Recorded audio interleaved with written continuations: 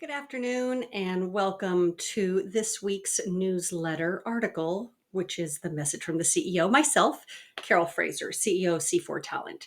I have spent the better part of probably a whole day focusing on workforce planning, researching where we are currently, what kind of learning opportunities we've had to really learn about workforce planning as HR professionals. And what I've found is that we need to update workforce planning. So this week's article is about rethinking workforce planning in this age post COVID. So in the realm of workforce planning, it is really easy to get lost in the data and analytics. Now, don't get me wrong, data is crucial. It tells us where we have been and to some extent where we are headed.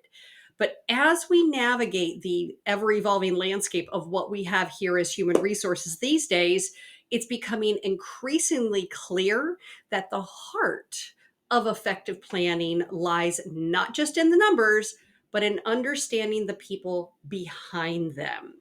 So think about it. In a world where we have nothing but uncertainty right now, can we truly, really, solely rely on the algorithms and the spreadsheets to help guide our staffing decisions? Sure, they do provide a roadmap, and they often overlook, though, the most vital element, the human factor. People are unpredictable creatures. So, shaped by their experiences and aspirations and their dreams, how can we possibly craft a workforce strategy without truly knowing who our people are and what they are capable of? So, as I was scrolling the myriad of free videos on workforce planning available online, I can't help but notice a common thread.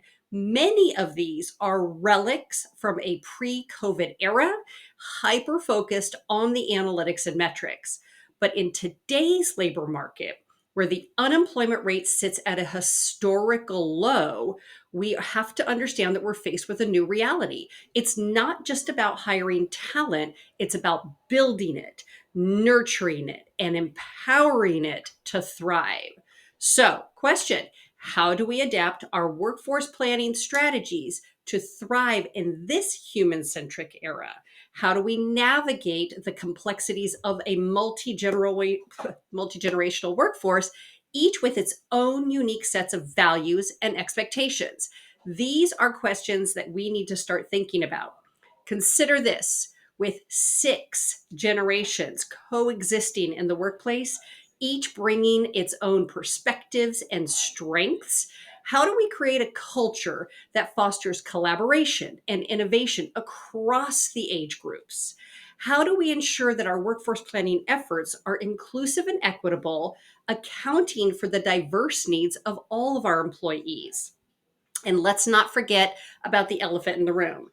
We had called it the great resignation, right? And we have to remember employees are increasingly prioritizing purpose and well being over the traditional perks. So, how do we adapt our retention strategies to meet their ever evolving needs? So, nowadays, where culture reigns supreme and talent is the ultimate currency, the stakes have never been higher.